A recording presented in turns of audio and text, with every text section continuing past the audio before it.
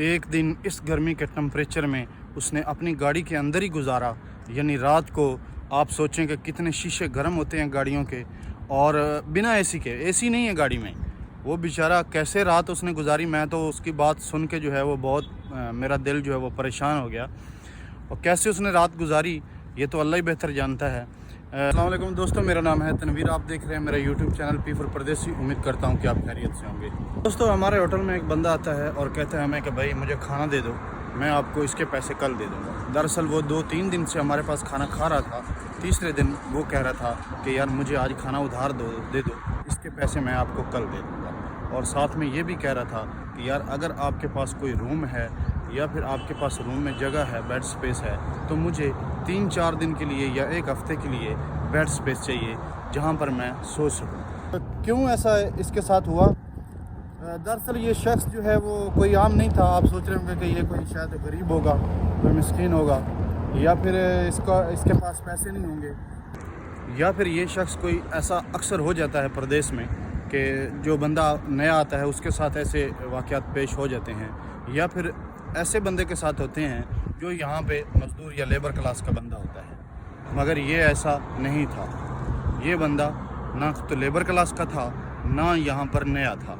अब मैं आपको बताता हूँ कि ये बंदा कौन था। दोस्तों, ये शख्स एक ट्रक ड्राइवर था।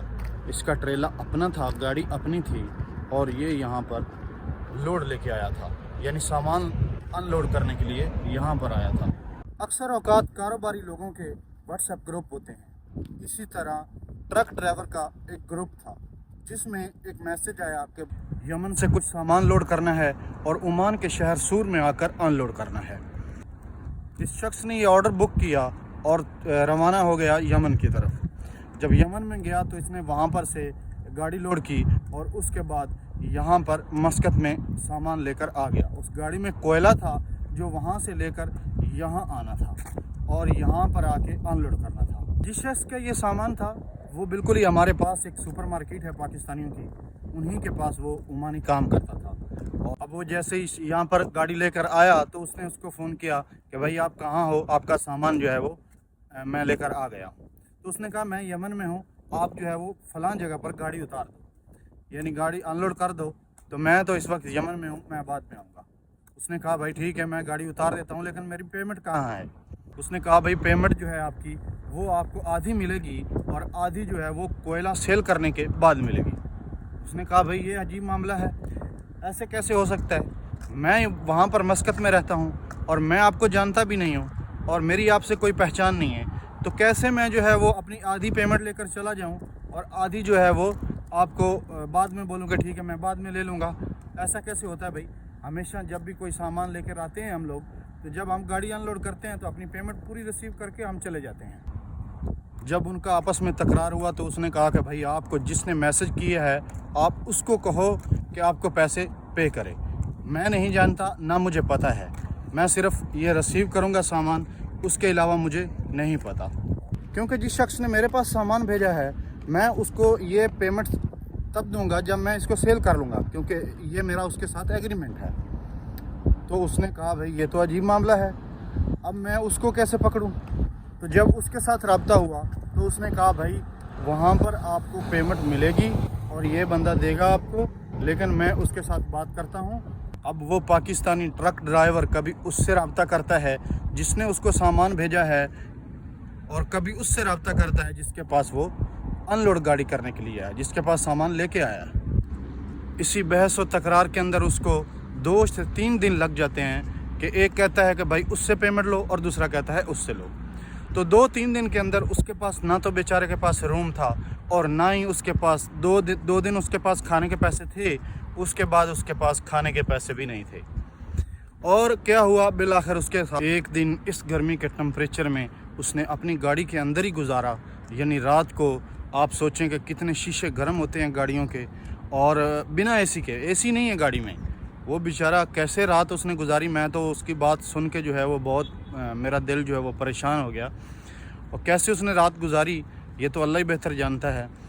लेकिन दूसरे दिन जो है वो उसको कर करा के कहीं से रूम जो है वो मिल गया, और फिर उसने मुझसे ये रिक्वेस्ट की कि भाई आप एक काम करो, मुझे रूम यहाँ से थोड़ा दूर मिला है لہٰذا آپ جو ہے وہ میری گاڑی جو ہے اس کو تھوڑا دیکھتے رہو. آپ ادھر آتے جاتے اس کو تھوڑا دیکھتے رہنا, کہیں اس کو فائن وغیرہ ہو جائے تو پھر وہ, کیونکہ یہاں کا فائن کا یہ اصول طریقہ ہے کہ گاڑی کے آگے آپ کو ایک پیپر دے دیا جاتا ہے کہ آپ کو یہ غلط پارکنگ پر فائن ہوا ہے. تو تھوڑا دیکھتے رہنا کہ مجھے کوئی فین وین تو نہیں ہوا. اگر ہو جائے تو یہ میرا واٹس اپ نمبر ہے, کیونکہ روم میرا یہاں سے کافی دور ہے, تو مجھے آپ انفارم کر دینا. 6 سے 7 دن تک اس کی گاڑی کھڑی رہی یہاں پر, اور اس کے بعد جو ہے اس کا معاملہ کلیئر ہوا, اس کو پیمنٹ ملی اور وہ پھر چلا گیا. پیمنٹ اس کو ہاف ملی اور ہاف جو ہے اس کو پھر ڈیٹ دی گئی کہ بھائی فلاں ڈیٹ کو آپ کو ہاف پیمنٹ مل جائے گی. وہ بیچارہ کرتا بھی کیا. اور پھر میں نے اس کو کہا کہ بھائی آپ جو ہے وہ اگر آپ کو پیمنٹ نہیں مل رہی, آپ کا نہیں ہو رہا, آپس میں اگر نہیں معاملہ ختم ہو رہا, لڑائی جھگڑا آپ کا نہیں ختم ہو رہا, تو آپ اپنے ارباب سے رابطہ کرو. تو اس نے کہا بھائی میں 1 سال ہو گیا ارباب سے کانٹیکٹ نہیں کیا, تو میں اب اس کو کیسے ملوں. یہ شخص گاڑی کا مالک تھا, گاڑی اس کی ذاتی اپنی تھی. اب اس کو خدشہ یہ تھا کہ اگر میں کفیل سے رابطہ کروں تو وہ 500-600 ریال وہ مانگ لے گا اور مجھے کیا بچے گا. اس نے ایک بہت خوبصورت بات کہی جو کہ مجھے بہت پسند آئی. اس شخص کو میں نے کہا کہ یار آپ 2 دن ذلیل ہوتے رہے یہاں پر گاڑی کے اندر ہی, جس میں اے سی بھی نہیں ہے, جو سٹارٹ نہیں ہے, تو آپ کوئی روم پہلے ہی جو ہے وہ فائنڈ کر لیتے. تو اس نے بہت خوبصورت بات کہی کہ جب تک مجھے اذیت نہیں ملے گی, مشقت مجھے نہیں کرنی پڑے گی, تو میں تو پڑا رہوں گا, تو مجھے تو کوئی ٹینشن نہیں ہوگی. تو جب تک مجھے تکلیف نہیں آئے گی تب تک میرے معاملات جو ہیں وہ کلیئر نہیں ہوں گے. میں تو دوستوں بات کرنے کا مقصد یہ ہے کہ دیکھیں بندے کی اپنی گاڑی ہے, لوگ سوچتے ہیں ہوں گے کہ بھائی اپنا بزنس ہوگا, اپنے ٹرالے ہوں گے, اپنا یہ ہوگا تو بہت اچھا ہوگا اور بہت سکون ہوگا. ہر کام میں آپ کو مشقت اٹھانی پڑے گی اور ہر کام میں آپ کو محنت کرنی پڑے گی, تب جا کے آپ کو جو ہے وہ اس کا صلہ ملے گا اور سکون بھی ملے گا. لیکن وقت جو ہے وہ آپ کو ٹائم لیتا ہے آپ سے, اور آپ کی محنت و مشقت جو ہے اس کو یوز کرتا ہے. اس کے بعد آپ کو سکون کی سانس ملتی ہے. اب مجھے اجازت دیجیے, ملوں گے ایک نیکسٹ ویڈیو میں. اللہ حافظ.